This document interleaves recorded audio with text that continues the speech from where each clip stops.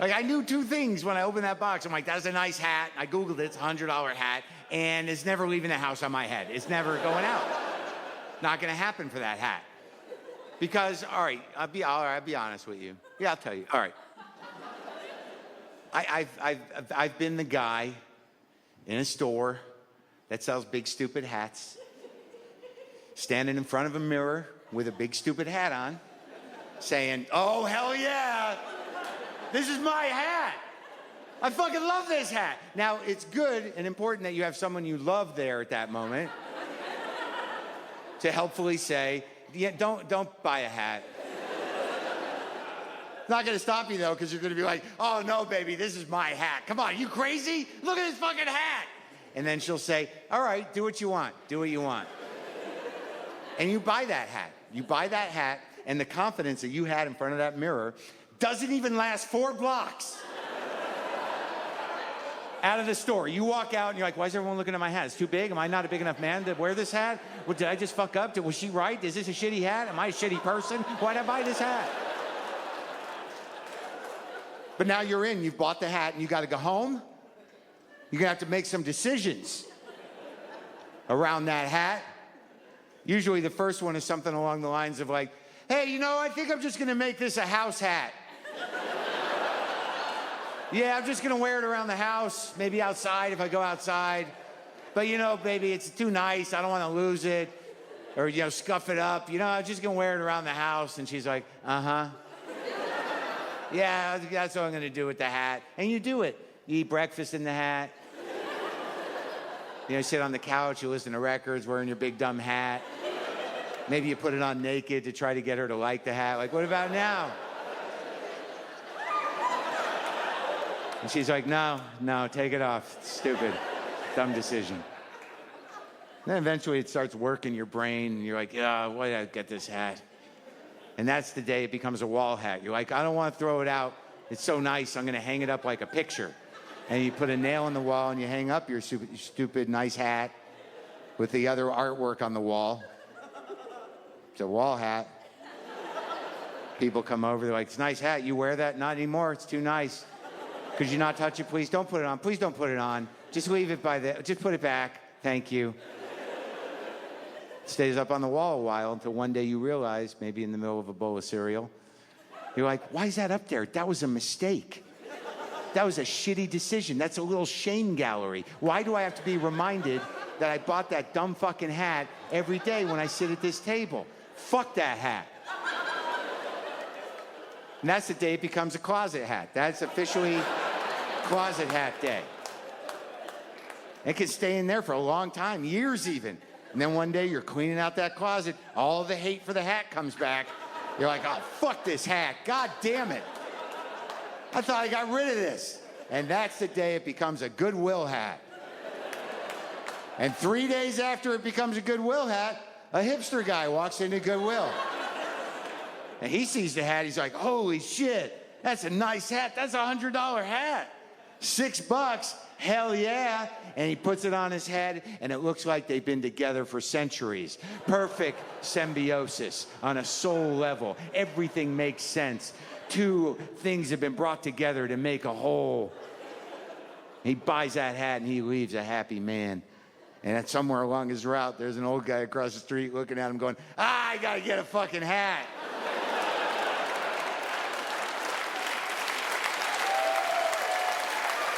And that is how the hat companies stay in business. Wow, I think I just wrote a children's book. The Hat by Mark Maron. This is my favorite book my mom got me. It's about a stupid, silly, sad man who wants a hat. He's in the store and he wants to get a hat, but she doesn't want him to. She doesn't even really like him. But he gets the hat anyways, because this man is a stupid, silly, sad man. And then he leaves the store, and he keeps getting smaller and smaller and smaller until it's just a hat on the ground. And then he just shows up at home. I don't even know how that happened. He's so silly. And then he says, I'm just gonna wear the hat in the house. Then why did you buy it, stupid?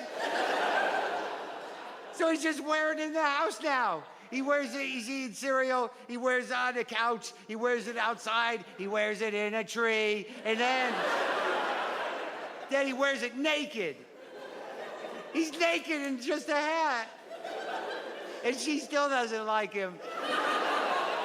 She hates him, I think. And then he decides he doesn't like the hat anymore, but he's gonna hang it on the wall like a picture. He's so stupid and sad and silly. He hangs it on the wall. His friends come over. He's like, don't touch my hat. Don't put it on. Take the hat off. He's getting mean, the stupid, silly, sad man. Then one day he's sitting at the table looking at the hat. And he's like, oh, I don't like that hat. And then he puts it in the closet. And that's where the magic shoes are from the other book. That's his other book. So it stays in the closet for a long time because he gets a cat. And then the cat gets old.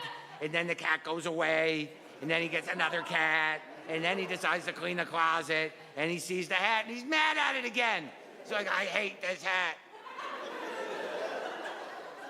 And then he brings it to another store. But it's a sad store. All the other things in the store are crying. There are machines that don't even mean anything anymore, and they're crying in the store. But my grandma told me this one's a toaster oven. Crying toaster oven. The hat loses all its color. Sad. But then the man with the curly mustache comes in. And he sees the hat, and he's so excited, and it gets its color back. And then he puts the hat on, and they're perfect together. They both turn a nice color. This whole book has a lot of colors. And then he buys it, and he leaves, and it's sunshine out, and it's so nice, and he's so happy. And then there's another man on the street, and he wants a hat, and it's gonna start all over with that man. And then the man with the mustache flies away with his mustache. I love this book. The Hat by Mark Maron.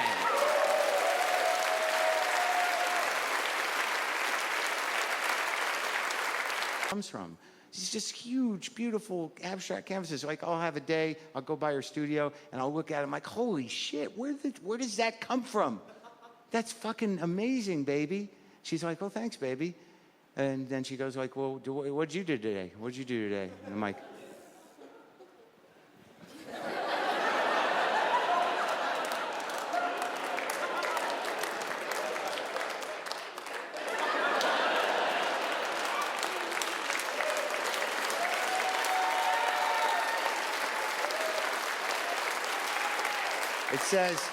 It says we will all be immortalized as content. It's pretty good, right? I almost killed a kid.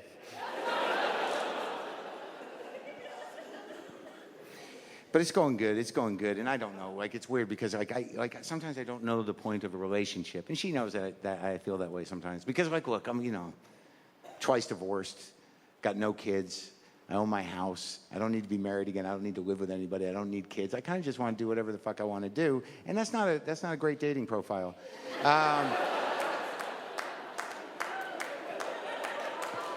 But she's hanging in there. We're doing okay. But I don't always know what the point of a relationship is. And I ask people, I'm like, what's the point? What's the point of a relationship? And they say things like, well, you don't want to be alone. And I'm like, I don't know. So bad about being alone, you just nap more, like the hours between like 5 and 7 p.m. are rough because that's when you're just sitting there thinking like, other people have other people. And they're probably eating dinner together right now. But that's when you pull up Clomper porn and jerk off and nap. And then you wake up and it's dark out and you're like, yay, it's like a whole different day. I'm gonna play guitar. And then people say like, well, you don't want to get old alone. And I'm like, nah, you're not really selling me. And then it always comes down to this one. Well, you don't want to die alone. Ooh. And my first thought is always like, well, get a fucking nurse. Seriously, get a nice Jamaican lady. You know, like, I mean, who would you rather have at your deathbed? Someone who loves you just like, oh my God, this is so awful. It's so sad. I'm so sorry, baby. I'm so sorry. It's so sad. Or just a woman looking at you going, it's okay, baby. It's okay. Let go, baby. Let go. Encourage anyone from doing it. I'm done, I think. And also, there's a problem I have at museums. Like, if I go to a museum, like right when I walk in and get to the desk where you pay for the ticket, the donation, the suggested donation, like right when I'm putting money down, I'm just like, oh my God, I'm exhausted. I'm exhausted. I don't know what just happened. I'm exhausted. Is there a mid-century bench that's not part of an exhibit that I could maybe just take a little snooze on, a little nappy? Like I could see half a painting in that room over there, and I don't know what it wants. I don't know what it needs from me, and I'm tired. I'm just tired. I get the same feeling when I go to Home Depot. You ever go to Home Depot to buy a little thing? Like, I need an extension cord. I'll just go to Home Depot. Don't do it. You just walk in, you're like, oh my God, I'm tired. I'm so tired. Is there any constructed piece of mattress furniture that I could just lay down on a second? And I think it both comes from the same place. It's a deep, like, knowledge that there's just a lot of things I don't understand. But what do people do? I don't know what you do. What do you do? You binge watch things? I don't know. I don't know where you get the time. I don't know what's going on. I can't handle the media landscape. Too many options, too much shit. I mean, like, my analogy for the media landscape is like, you ever driven past a landfill, just like a giant mountain of garbage that it doesn't even look like garbage anymore? There's like that weird dirt in it. You know, that's sort of like, but you could see little pieces of garbage, and it's got those horrible birds flying over it. And you're driving by it, and you only have two thoughts in no particular order. One is like, oh my God, look at that. That's disgusting. But the other thought is always like, I bet you there's some good stuff in there. Like, I bet you there's a box of money in there that someone just forgot. Or like maybe some old stamps, collectible stamps. Or maybe a ring that's still on a finger.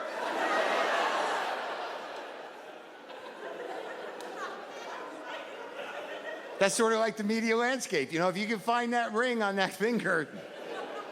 I mean, I oddly, you know, I'm old enough, and this is not an old guy thing, but it's just like, I remember when there were 3 networks, and that was okay. That was enough. Why is it like it is now? Okay, there weren't as many choices, and we weren't getting all the information, but we were all kind of on the same page, give or take a show or two. Right? I mean, now I've had people ask me if I've seen a show, and not only have I not heard of the show, but when they tell me where it's on, I don't even know what that is. When did that happen? Someone just comes up to you all excited. Hey, dude, are you watching Turd Journey? Wait, did you say Turd Journey? Yeah, Turd Journey. There's 40 episodes of Turd Journey on. Wait, Turd Journey? Yeah, it's not what it sounds like. Well, it kind of is, but it's about more than that. Turd Journey, you got to check it out. Where's it on? Oh, shit, you got to download Clomper. Do you have Clomper? It's an app for your phone or your computer. You become part of the Clomper community. You can watch all 40 Turd Journeys. And Savage Dicks. You ever watch Savage Dicks? That's on Clomper. It's not what it sounds like. Well, it kind of is, but it's about more than that. And there's like some Savage Dick Turd Journey crossover. It's hilarious. I'm like, wait, on Clomper? Yeah, you got to download Clomper for Turd Journey. Savage Dicks. Clomper? Yeah, Clomper. Oh, shit, they have Clomper docs now. They have Clomper docs. There's this one called 1 Out of 9 about this guy's cat dying. But it's not just about that. It's about more than that. It's about his cat dying, but it's really about him failing. It's pretty good. And it's got a surprise ending. Spoiler alert! Yeah, it turns out the cat gets better and the guy gets sick. Clomper docs.